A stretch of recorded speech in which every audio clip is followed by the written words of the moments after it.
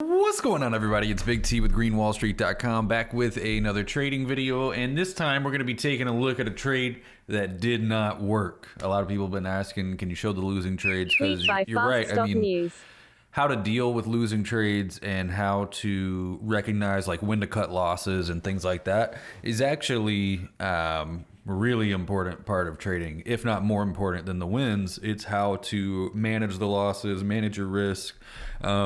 And we're going to look at how I do that exactly, which a lot of it has to do with the trade plan in the first place and the entries for the trade. So, you know, there's a few different ways to go about trading, and this kind of gets into more nuance and small details, but you know, I choose to. A lot of people you'll hear people talk about like scaling into trades, and what they mean is like if they want to short or go long 1,000 shares, they won't just go long 1,000 shares at one price. You know, they'll do 250 shares, 250, 250, 250, and you know, if trading was a shooting game, if trading was Call of Duty, they would not be sniping, they'd be blasting a shotgun at like a specific area and just putting out a lot of orders and trying to get a good average, you know, at a particular price. And I used to do a little bit of that too, and I still do scale into trades, but not very much. Most of the time I like to wait and play much more in the market like a sniper. I like to wait for the best possible entries that give me the best risk reward, and I like to be in the trade from there. Now the good part about this is that, you know, you're always going to have on, you know, your full size in the trade, and, you know, whether win or lose, the risk reward of the trade is going to be better. You're going to be more patient and get better entries. But the downside of that is you're going to miss a lot more trades, because sometimes it's not going to get to the best spot that you want. Actually, most of the time, trades are not going to get to the absolute best spot that you want. And if you're not like slowly kind of scaling in when it gets close to there, then you're just going to miss the trade entirely. But I'm okay with that, because in trading, you know, Warren Buffett says this as well. I know he's not a day trader, but he says there's no called strikes in the market. So you can watch a fastball go right down the plate. We're moving to a baseball analogy now. You can watch a fastball go right down the plate, and if you don't swing, they don't call you a strike. There's no outs, nothing. You can watch fastball after fastball after fastball go by, and you did not get a strike, or you did not lose money. So I'm okay mentally. I would rather my worst problem in trading be that I'm too patient and I miss trades, as opposed to I'm too impatient and I FOMO into trades and I make bad trades as a result. So that is, you know, most of my days is just me sitting around waiting for the best entries. And if they come, because I was that patient, because they are truly good entries, I don't need to scale in. And most of the time I am correct on the trade. Of course, I still have losing trades and losing days, and we'll look at a trade that didn't work. But the point is, a lot of my trades that lose or don't work, not all of them, but a lot of them, I still don't lose money because the entries are so good. Or I'll lose a little bit of money. I'm not sure how much I made or lost on this CLEU, but we'll take a look at it. So anyway, chart is, you know, we were sitting there at 290, and all of a sudden we fall 50% straight down.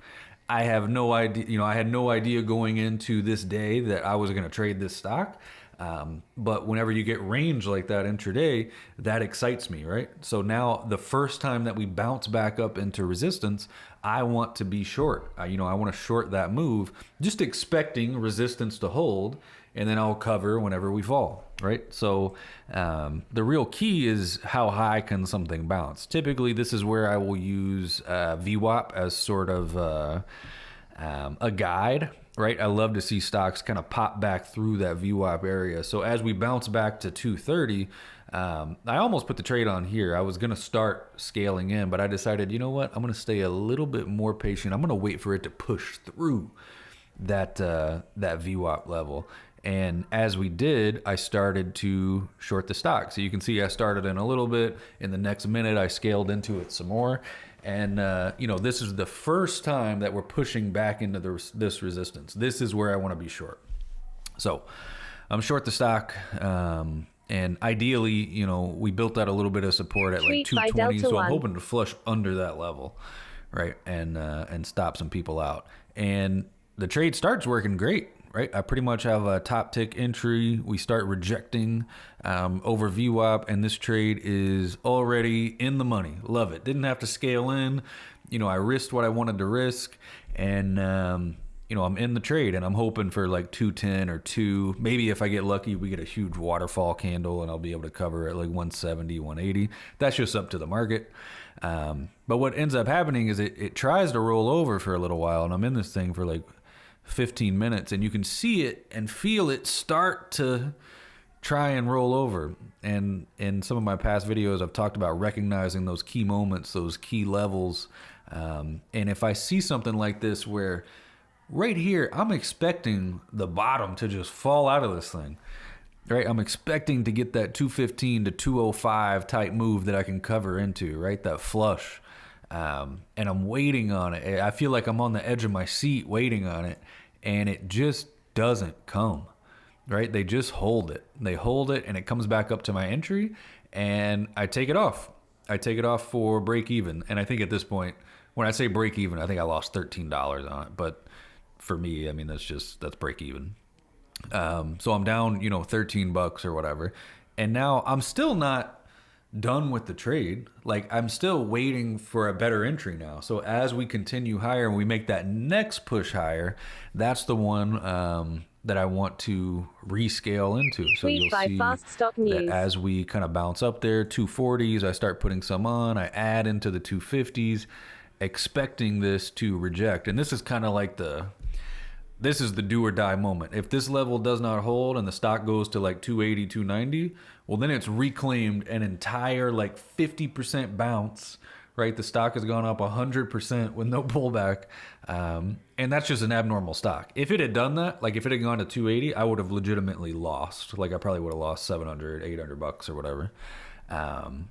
But of course that happens like the minority of the time. That's not a high probability play that it's going to reclaim the whole bounce and squeeze and go crazy. That does happen sometimes.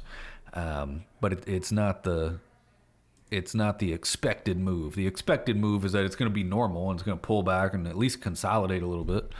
But still, I'm expecting this thing to come back to 220, 210.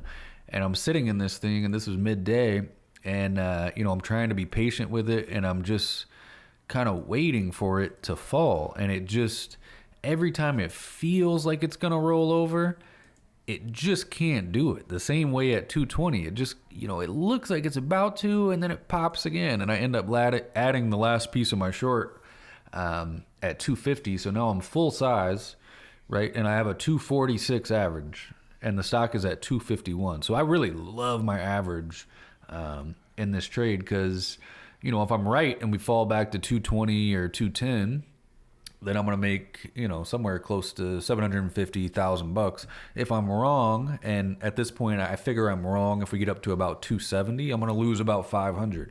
So I've structured the trade in a way where worst case scenario, I lose 500. Best case scenario, I make 750 to 1,000 on a trade that has, you know, what I would argue is a 65 to 75% chance of working. I'll take that damn trade every single day, and I do take them every day. But you can see that, you know, I'm up in this trade. I'm up about $100 at this point, but that's not the trade. Like I can't risk 500 to make 100. So I stay patient in it, and it continues to try and roll over. The volume kind of goes away. This was the point where I was like, okay, maybe finally we're going to flush under 240. And I know it's happening fast on this video, but like, this is over the course of like 45 minutes, so it's kind of excruciating watching this thing about to fall, and it just can't do it. Like somebody's there hidden, you know, just supporting this thing at 240.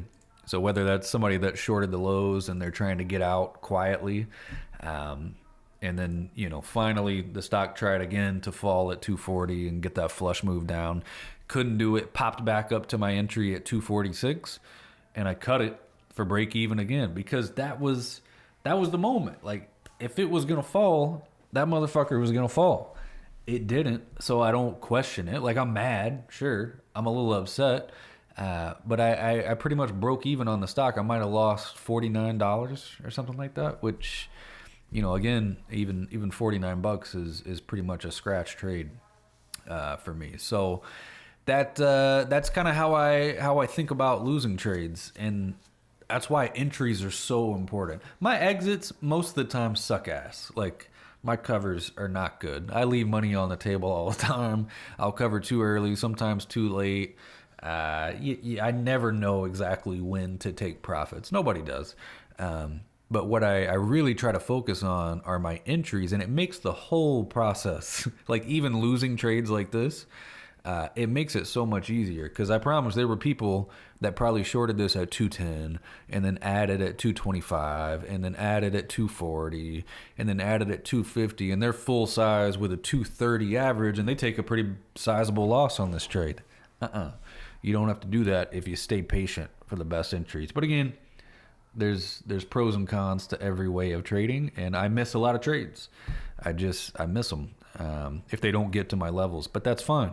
No called strikes.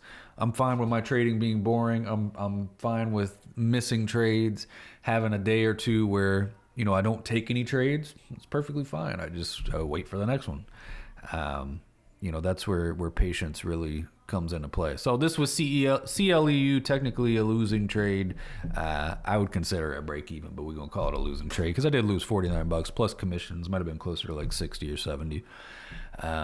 So anyway, that's kind of how I think about the losers. They're upsetting, I guess, in a sense, but I didn't lose much, right? And the stock was annoying, and it didn't work, and I didn't lose much. And if it did work, I was going to make a lot. Those are the best trades, right? That's how I try to structure every trade. And the only way you can do that, stay very patient for the entries and only take the best looking setups. Tweet by Delta One. The ones that jump off the screen at you. That's the goal. Thank you all so much for tuning in. I hope these live trading videos are helping out. GreenWallSt.com if you guys want to join up and trade live inside the Discord with us each day. Certainly do that. We'd love to have you. And if not, and you just want to watch the videos, that's fine too. If you did enjoy the video, be sure to leave a like if you didn't just refresh it and give it one more chance. And as always, guys, I don't really have